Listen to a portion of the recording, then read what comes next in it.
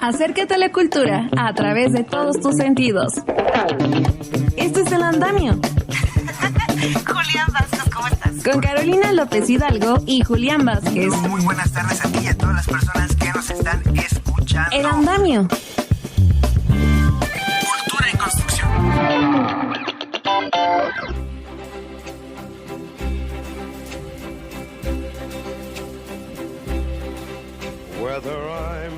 Hola, ¿qué tal? ¿Cómo están? Bienvenidos al Andamio. Feliz jueves y hoy les abrazo con todo mi corazón.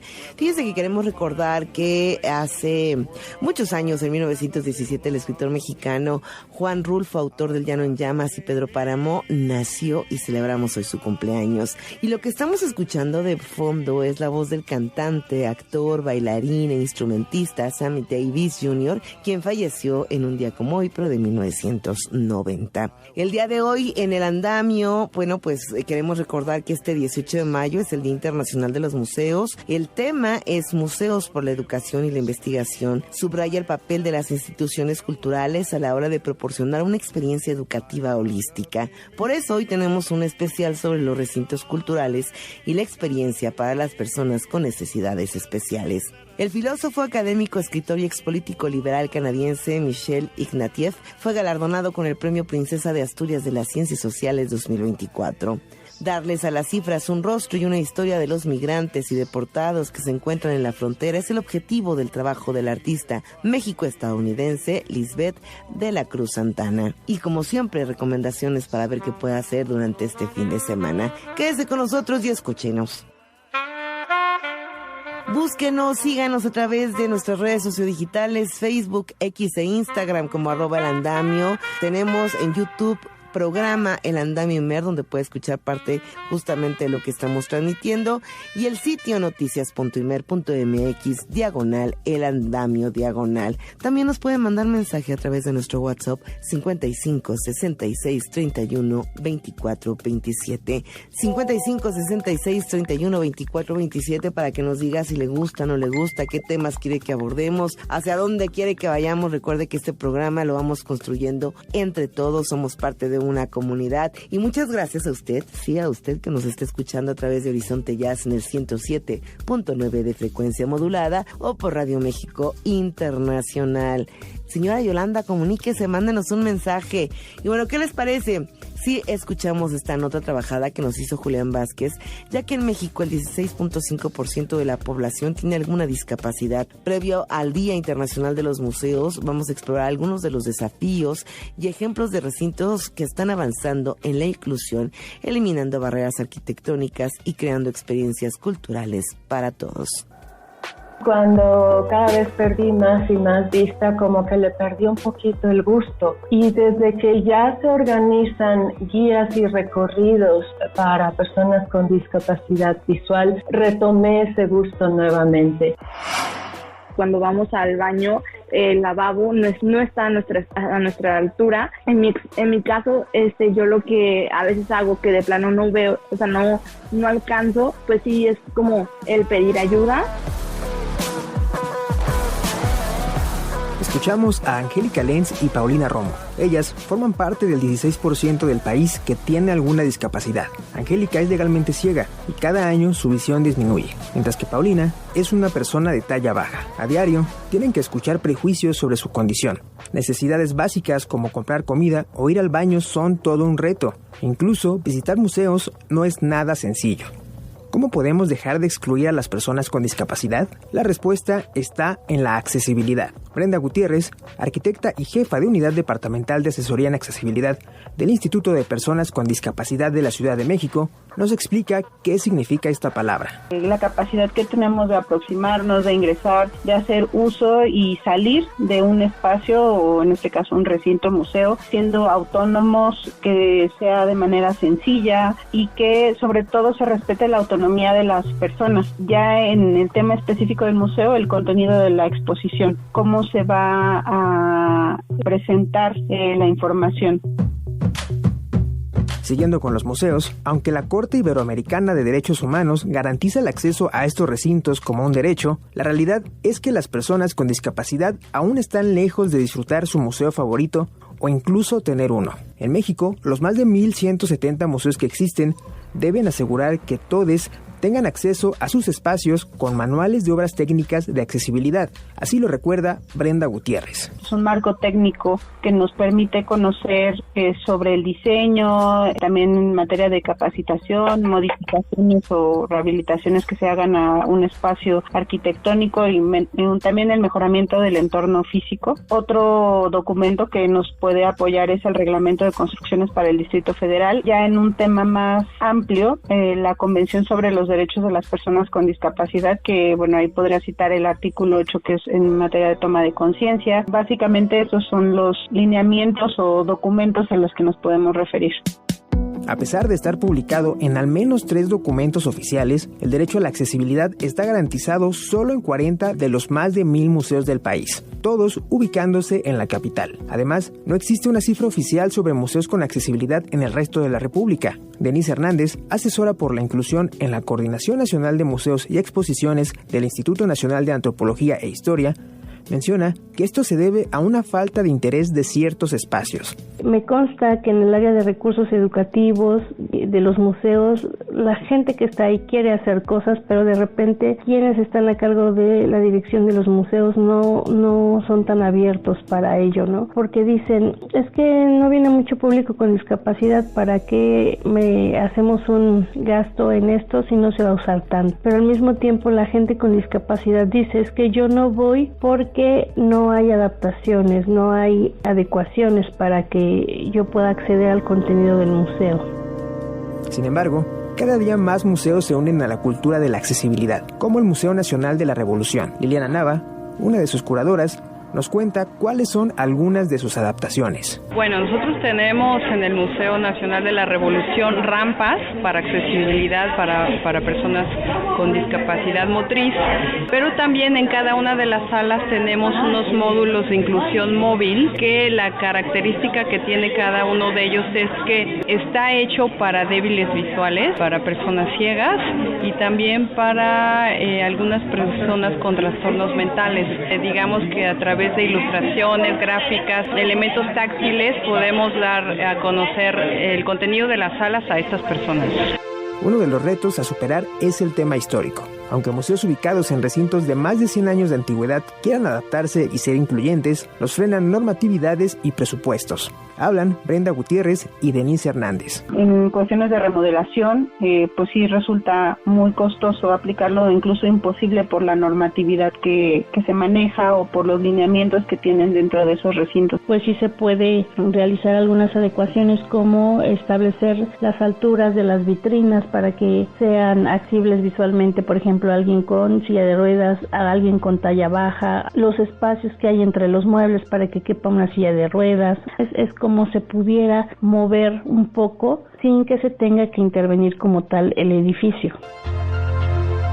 Otra de las tareas es que la cadena de accesibilidad se aplique para todos. Si bien una rampa, barandales o audiodescripciones son más que necesarias, la población discapacitada va más allá de aspectos físicos. La arquitecta Brenda Gutiérrez es una persona con discapacidad psicosocial. Ella y Denise Hernández, también licenciada en Educación Especial, nos comentan algunas alternativas para que visitantes neurodiversos puedan encontrar su museo favorito. Como las líneas arianas o los wayfinding, que son líneas de colores que nos permiten llegar de un punto a otro. Por ejemplo, mapas ápticos también, un mapa que nos indica por medio de zonificaciones y colores, texturas y cambios de relieve. La lectura fácil es poner en oraciones concretas y sencillas la misma información que está en una cédula que nosotros podamos leer ahí en párrafos. Es la misma información pero resumida y en enunciados concretos. Sirve para público con discapacidad intelectual o para personas neurodivergentes, pero también ayuda a los niños para que puedan entender mejor.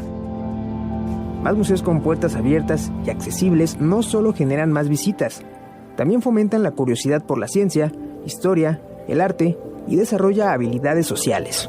El historiador Eduardo Cordero ha participado como un guía de museos con personas con discapacidad visual en el Museo del Virreinato Él es testigo de cómo un museo integra personas. Sí pudimos convivir, las personas pudieron platicar entre ellas, que eso es muy, muy, muy importante, que exista una interacción, porque las personas con discapacidad visual son una población muy compleja y naturalmente tienen muchas de estas personas están dotadas de una inteligencia, una necesidad de aprender como cualquier persona, ¿no? La única diferencia es que justamente no pueden ver o tienen la visibilidad reducida.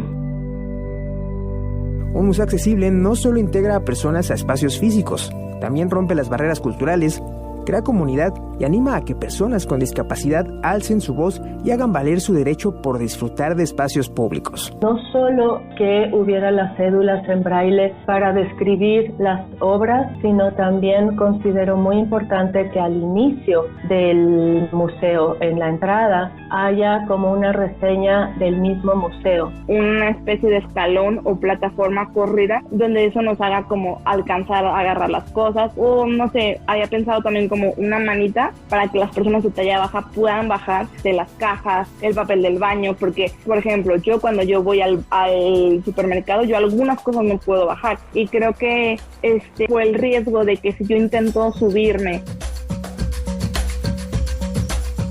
Para Imer Noticias, Julián Vázquez. El andamio. Cultura en construcción.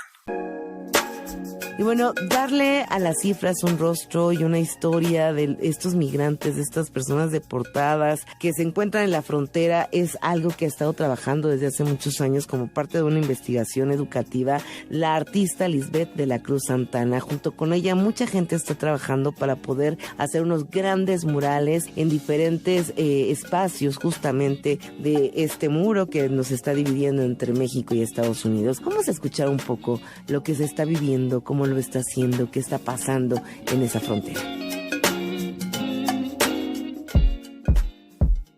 ¿Cómo es que surge justamente esta idea de trabajar por un lado el mural y por otro lado de obviamente abordar estos temas a partir de las artes visuales?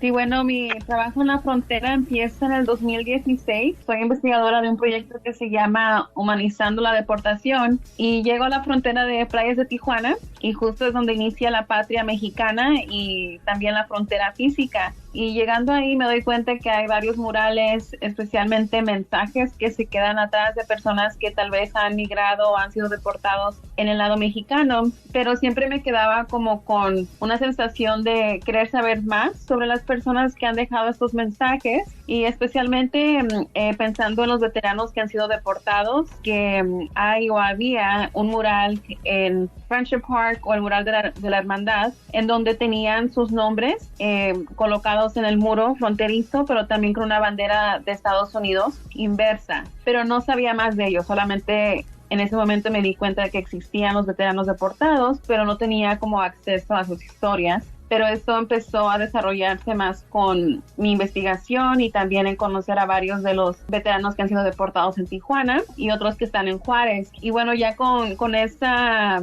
narrativa que ellos compartían y sus mensajes de historia, entró la idea de trabajar un mural especialmente en Playas de Tijuana en el 2019 y este mural se concluyó en el 2021 y básicamente lo que se logró hacer con ese mural es no solamente plasmar sus historias o sus nombres, pero también sus rostros, y creo que eso ayuda bastante a humanizar el tema de la deportación o el vivir indocumentado o como no ciudadano en Estados Unidos, pero también de colocar códigos QR para que las personas que interactúen con el mural puedan escuchar sus mismas voces. Y de una forma es como volver a ese punto inicial en el 2016 que yo llegué a la frontera y quería saber más, ¿no? Y no nomás saber más y conocer sus historias, pero buscar formas de cómo apoyarles. Y creo que en tener acceso a sus historias con su propia voz y como con su archivo personal con fotos, ayuda mucho a las personas a relacionarse a las historias y a sentirse que pueden participar también como en abogar por ellos. Y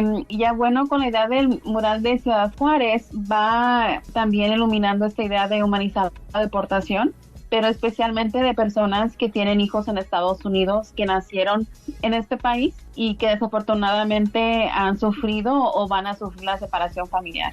Oye, en este caso, Lisbeth, de repente, ¿qué tan consciente es la gente de que estas deportaciones, de que estas personas que son migrantes, transmigrantes, tienen viven todo lo que sufren todo lo que viven en esta parte de la frontera? ¿Sí hay conciencia o solamente son estos números? Bueno, yo creo que hay conciencia si eres una persona que ha sido afectada, ¿no? Por la deportación, la separación familiar, pero fuera de eso, incluso los mensajes que me llegan o comentarios de personas que conocen o saben del mural, se sienten reflejados porque en sus experiencias muchas veces se sienten olvidados por el público o por las comunidades en las que tienen que ahora empezar una nueva vida, y usualmente lo que queda atrás con el tema de la deportación son los números, ¿no? De cuántas personas se deportan cada año por cada administración, y también el por qué. Y creo que muchas veces incluso las personas, cuando quieren saber quién es parte de este mural, una de las preguntas iniciales siempre es, ¿pero qué hizo? ¿Verdad? Siempre es tratar de culpar a la persona misma de, okay, bueno, ¿qué hicieron ellos para estar en esta situación? Y nunca preguntarse qué mecanismos tuvieron que pasar, ¿no? Para que ellos fueran también de una forma víctimas o personas que tengan que pasar por estos procesos de encarcelamiento, detención y deportación. Lisbeth, ¿cuáles son las historias que más se repiten después del haber pasado la frontera, llegar allá y ser deportados? Bueno, la mayoría de las personas con las que yo colaboro son personas que llegaron en la infancia a Estados Unidos, es decir, son los conocidos como Dreamers o los que tienen el amparo bajo el programa DACA, o personas que nunca calificaron para este programa porque no existía cuando fueron deportados. Y son personas que llegaron desde bebés en la infancia, personas que fueron a la escuela en Estados Unidos, aprendieron el idioma, se sienten americanos, ¿no? Es decir, de Estados Unidos. Muchas veces, tristemente, también solamente hablan el inglés, y cuando son forzados a regresar como a un país, a México, sienten este choque cultural, ya sea por el idioma, también de no tener los documentos apropiados para empezar una nueva vida, y también en navegar la separación familiar, que creo que para muchos de ellos es muy triste, es que llegan a un país desde niños y ya siendo adultos tienen que volver a empezar en otro país, ¿verdad? Aunque hayan nacido ahí, no quiere decir que tengan familia o lazos fuertes, ¿no? Para reintegrarse. Entonces son las historias que para mí son muy importantes señalar para que entendamos un poco más, ¿no? De a quién estamos deportando. Claro. Oye, y en este caso también, no sé si nos podrás hablar un poco sobre la técnica que utilizas para el mural, porque de repente siento que es como el spray, pero no sé si tengas o utilices otra manera también para poder conservar parte de estos murales en el medio ambiente, ¿no? Sí, claro, porque estamos trabajando en la frontera, ¿verdad? Entonces en Playa de Tijuana, en el agua,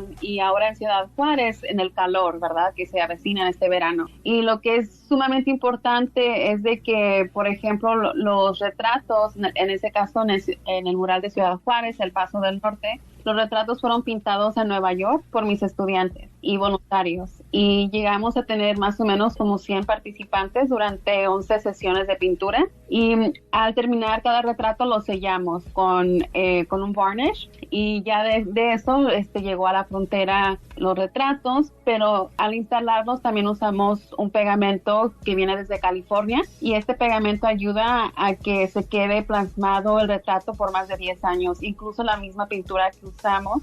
Todos los materiales son de una compañía que se llama Nova Paint y está en el condado de Los Ángeles, y creo que es muy importante también buscar pintura que resista al clima. Podemos ver en playas de Tijuana, aún con la lluvia, la sal y el transcurso del tiempo, aún sigue vigente el mural, pero la idea siempre es de que se vaya borrando con el tiempo, pero naturalmente. Como también se nos llegan a borrar estas historias, ¿no? Que nos estás platicando, claro. Nos estás plasmando. Lisbeth, y por ejemplo, los que no podemos viajar hasta allá, digo, aquí en el IMER sí llegamos a Ciudad Juárez y pueden irse a dar una vuelta para ver este mural, así como a Tijuana, pero en este caso, los que no podemos ir, ¿hay manera de conocer estas historias? Vi en redes sociodigitales, hay parte de fotografías de estos murales, pero no sé si a través justamente de otra manera poder ver este QR, leerlo, escuchar, mirar a estas otras personas. Sí, entonces por ejemplo, para el mural de Plaza de Tijuana tengo una página web en donde las personas pueden descargar el código QR o una imagen con todos los códigos, pero también un mural digital en donde pueden ver también las historias pensando como si estuviera una persona en vivo, ¿no? En la playa. En el caso de Ciudad Juárez todavía estoy trabajando el aspecto de un mural digital, pero ya existe una página web donde las personas pueden entrar y conocer cada una de estas historias, y también los lleva al archivo de Humanizando la Deportación para escuchar las historias de más de 300 personas más que han migrado o han sido deportadas. Oye, en este caso, por ejemplo, ¿yo podría ocupar alguna de estas historias que tienes ahí, obvio, dando el crédito? Uh-huh. Sí, claro, sí, son de uso público. Oye, a ver, llevas estos murales, ¿a dónde más te gustaría ir a pintar? Y si la gente también te está apoyando o que te apoyan en algunos lugares, te van siguiendo a estos otros lugares, ¿a dónde vas? Sí, bueno, este año que entra voy a estar trabajando en 2 nuevos murales. Tengo uno pensado ahora dentro de Estados Unidos, en la ciudad de Nueva York, porque también vemos, ¿no?, que no solamente es una ciudad con muchísima diversidad de migrantes, pero también los recién llegados, ¿verdad? Entonces voy a trabajar un mural acá con mis estudiantes y otro en el Valle Central de California, especialmente en Fresno, para dar, ¿no?, luz a lo que está pasando en cuestión de la migración. Pero también tocando el tema de la deportación y la falta de un tipo de amnistía o un tipo de alivio para personas que han vivido aquí la mayoría de su vida, pero nunca se les ha dado ningún tipo de acercamiento, ¿no?, para legalizar su estatus. Oye, Lisbeth, ya casi para terminar, ¿qué tanto el arte está participando, está siendo partícipe de esta concientización de mostrar que no son números, que son rostros, que son historias, que son familias que se han deshecho? Creo que el arte ayuda no solamente a educar a las personas que tal vez han tomado el tiempo, ¿no?, para aprender sobre la deportación o cada historia individualmente, pero con el arte también las mismas personas que pintan su propio retrato, ya sea estudiantes aprendiendo sobre el tema, ayuda también como a sembrar semillas de esperanza, es decir, también para buscar formas ellos mismos de participar, ¿no?, de una forma dar voz a estas historias que usualmente quedan silenciadas, pero también el arte creo que ayuda a sanar, que creo que es muy importante porque escojo trabajar en la frontera para sanar estos espacios que desafortunadamente han sido testigos de mucha violencia y también cargan mensajes muy negativos sobre las personas migrantes, y creo que con el arte poco a poco se va de una forma educando al público, ¿no?, de lo triste que se ha vuelto este muro fronterizo, y de recordarnos, ¿no?, de que al final de cuentas está impactando a la vida humana. En este caso estás abordando esta migración de México a Estados Unidos, pero también estamos hablando que son personas que vienen desde Centroamérica. ¿Has pensado saltar esta parte de México e ir a estos otros países centroamericanos, o también yéndonos más lejos hacia la Franja de Gaza, tal vez hacia Europa también, donde la migración está más presente que nunca?